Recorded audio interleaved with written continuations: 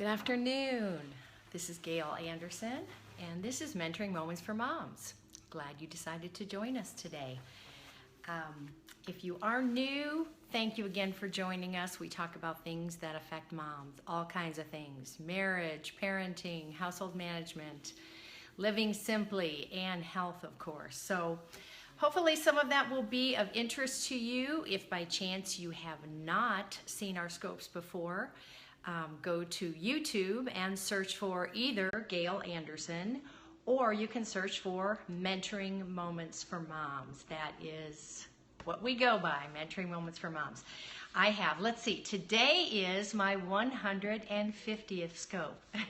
Very interesting. So some of those are saved on Periscope, but Periscope started saving after I began these. So that's why you'll find them all on YouTube. So whatever type of things you are interested, you can just look through and see topics and what you'd like to hear more about. So thanks again for joining us. Thanks for tapping on the screen, giving me some hearts if you like what we're talking about.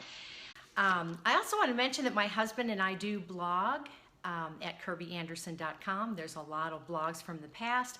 Also, he is doing a video blog once a week now. So that's at kirbyanderson.com. The link is in the profile. And if you want to email me, I'd love to hear from you. My link is in the profile for that too as well. Thank you. So today we're going to take your questions. We're going to discuss. I just want to hear from all of you who are joining us. I tried to give you some notice this time. It's a little bit difficult to do that. I like to be flexible, you know, if my husband needs me, if my grandkids, my dad. It's just nice to be able to be flexible. But today I felt like I should give you some notice so you could be prepared. So thank you all for joining us. Anyway, anybody want to start out with a question? Or shall I just go over one that was sent in? Glad to have you all on here. Hopefully it's a beautiful day where you're at. Could still be winter. It's almost summertime in Tulsa, but it feels very nice. Anybody got a question they want to start off with? If you want to share this scope, you can swipe to the right. Nap time. How long did my nap? Do you mean how long at a time, how many hours, or how old were they?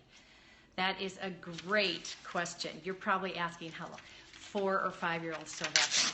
Yep, we did that. We actually transitioned into what was a quiet time. And by the time that I was having baby number 3, my other boy would have been about 6, and he was still napping, definitely. I began when I got pregnant with my twins to kind of connive to let my older one stay up. He would have been 6.5. Yeah, when I was pregnant with the twins, he would have been 6.5. When they did not nap, we had them have, as I say, quiet time. They could take some books in their room.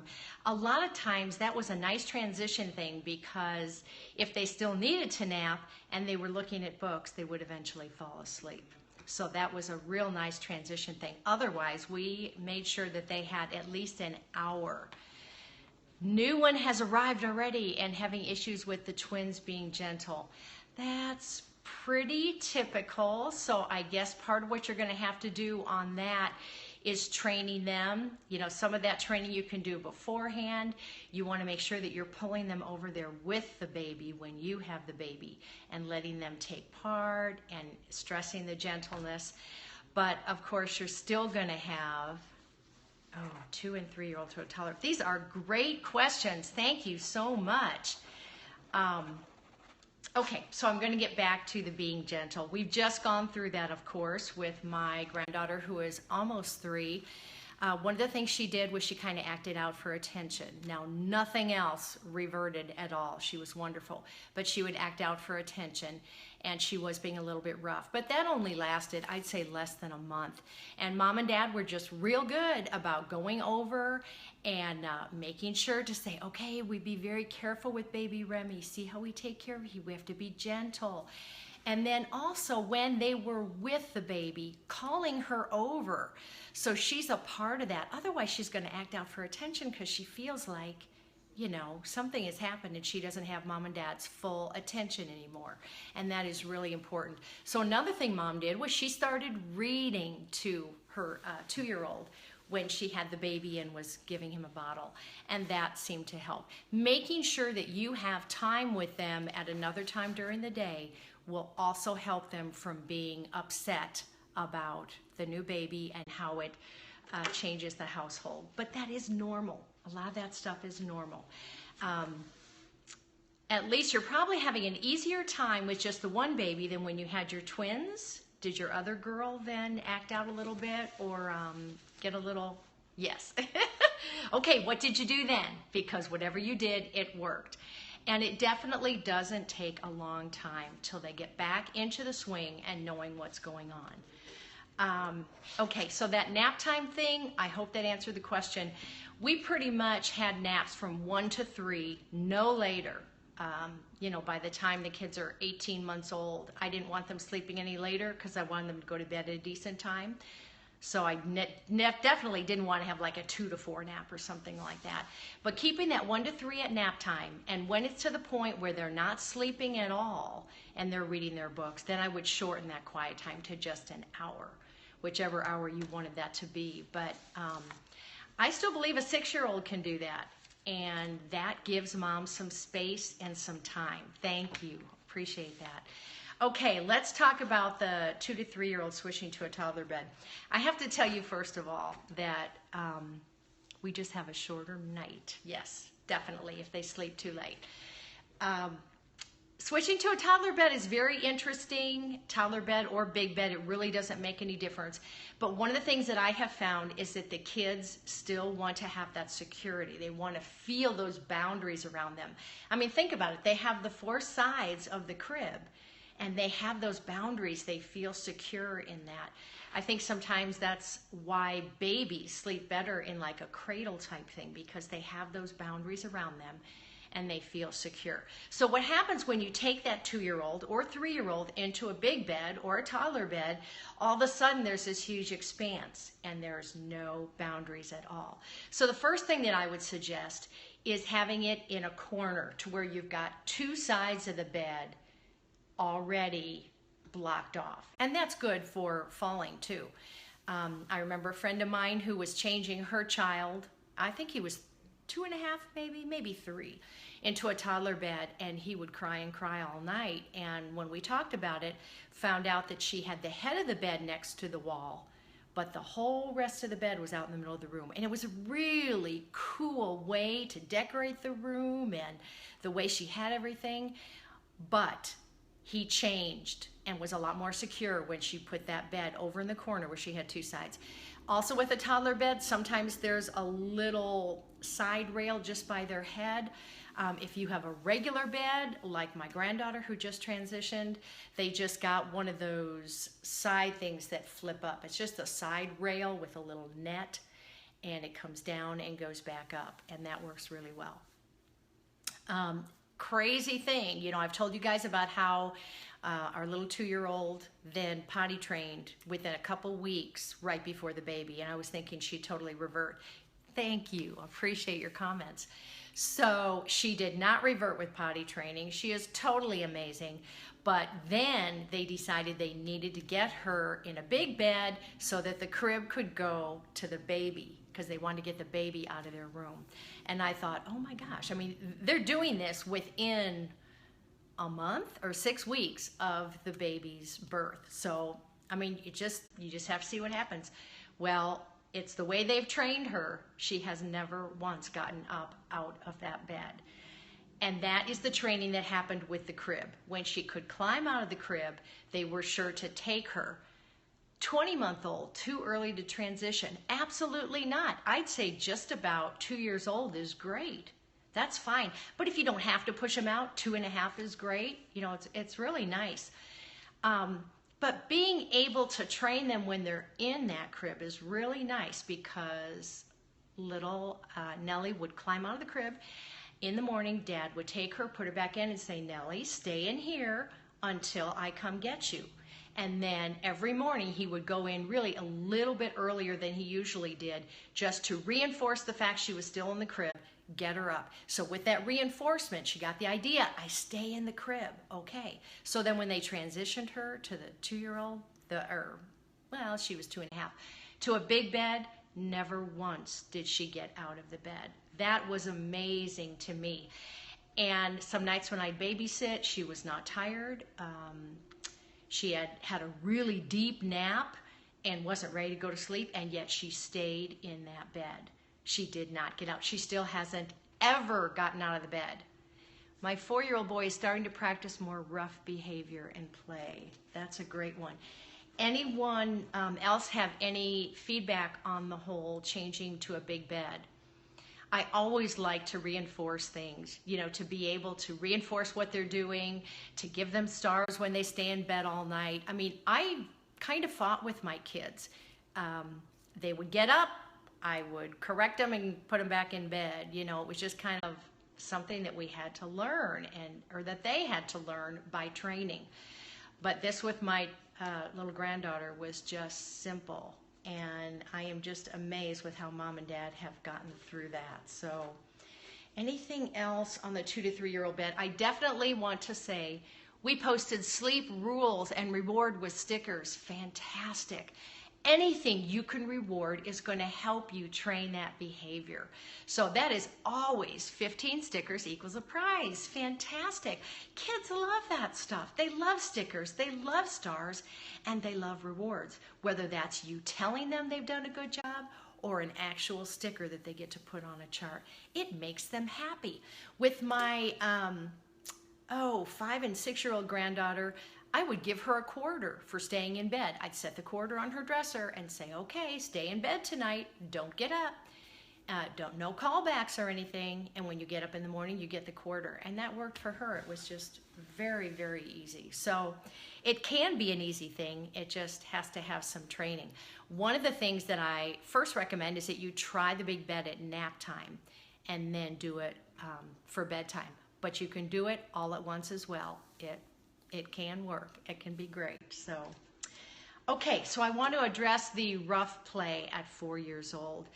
Sometimes I wonder, okay, is there something that they've seen which has caused this? Is there something that's happening at preschool or at Sunday school or something between brothers and sisters? May or may not.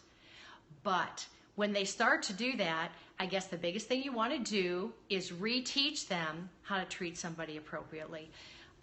Even though they seem little at 4 and 5 years old, he's in preschool. That's probably it. I hate to say it, but if there are some other kids who are doing that, then he's learning that, and it depends on how it's being handled in preschool. But as far as what you want to do, I would recommend that you reinforce the other things at home or talk about it. If they tell you that he was rough with somebody at preschool, talk about it. Okay, why were you rough with this person? Did he do something to hurt you? What if he did that to you? How would you feel? Now that's hard to get other-centered at 4 and 5 years old, but you can talk it through. And then you want to keep reinforcing the good behaviors, the kindness. What did you do to be kind to somebody today? Remind them before they go to preschool. Okay, we're going to be kind to Billy today. We're going to help Susie with such and such. So talk about these things before and after. Point out the good. And keep rewarding that. You know me, I love rewards, rewards, rewards. And if you cannot train behaviors that way, you can always extinguish the bad behaviors with consequences. But I like to start out with the rewards. Does that help you? He wants to shoot his baby brother at home, punch and fighting.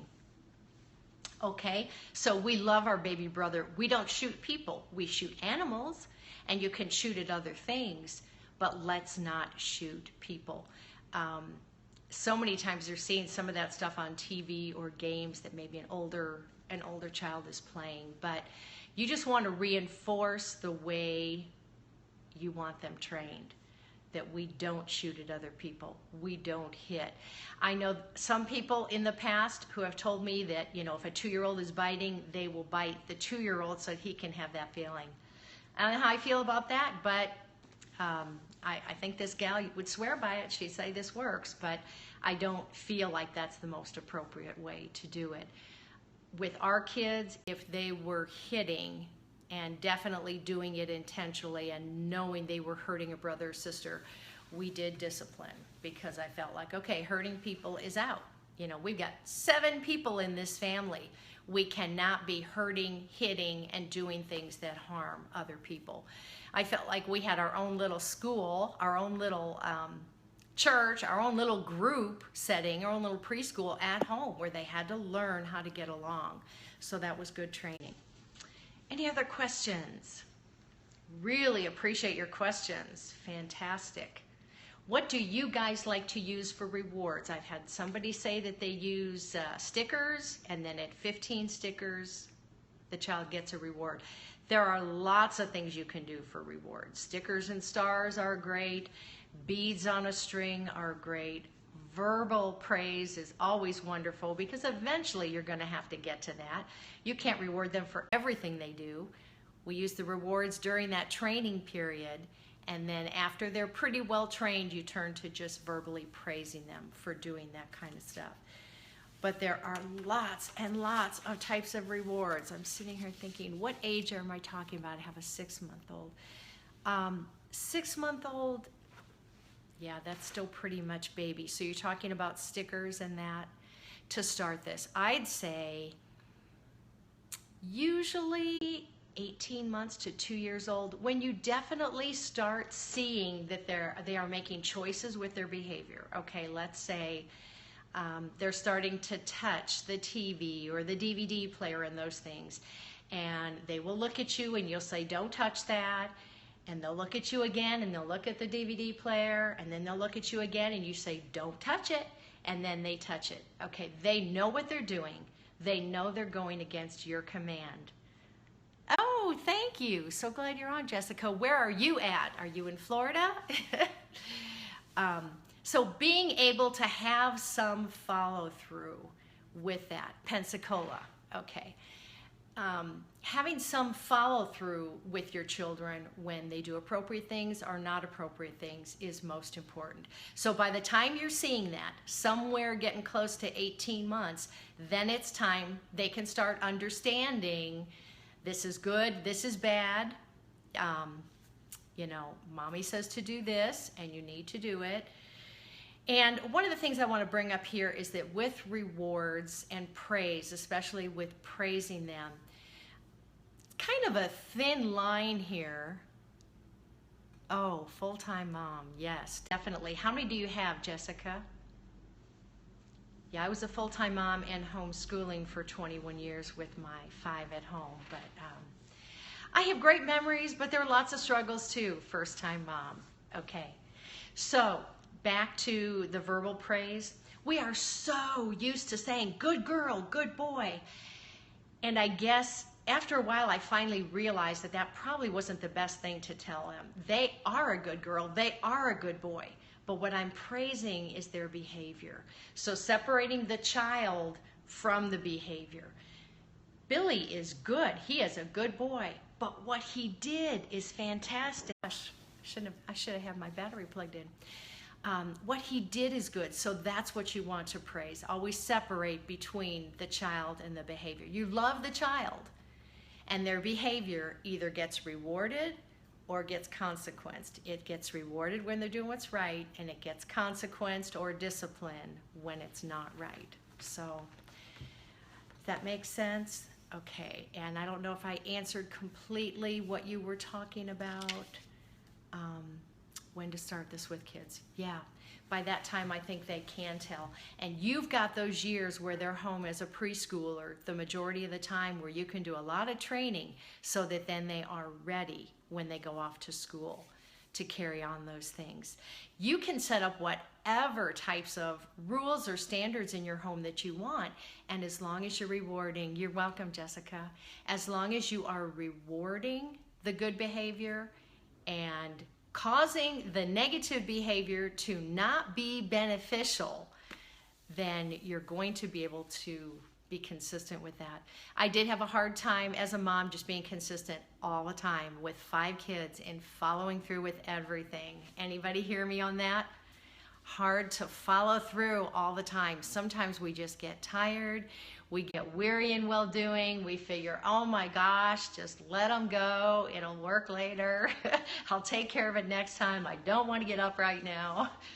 It is hard. But you know what? If you look at the whole, look at how much time you're consistent versus the small amounts of time where you're not. It's the big consistency that will stand out. Whatever you do as a whole, whatever you're characterized by is what your kids will remember and what they'll take away from their family experience. It's so funny. I was talking to some of my older kids the other day and just saying to them, gosh, we had some really hard years when we were up in Wisconsin and the first years of pastoring and a lot of stress and everything.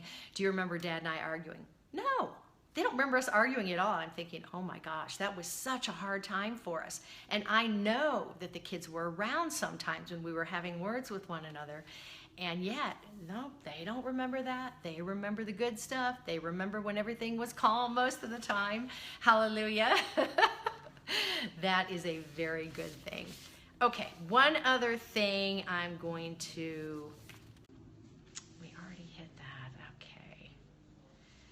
Oh, just the consistency. Yeah, definitely. Okay, I don't know if I've mentioned this before, but we want to be committed to our children. And one of the things that I chose to say to my kids when they were growing up is there is nothing that you can do that will ever quit making me love you.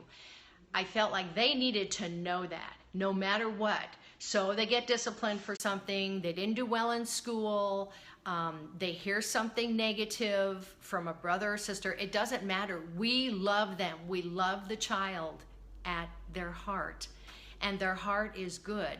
Yes, there are times we don't do what's right, but that's a behavior, and we can change that, and they can do better the next time. But as they get to the teenage years, I was happy that that was something I told them. There is nothing that you can do that will ever make me quit loving you.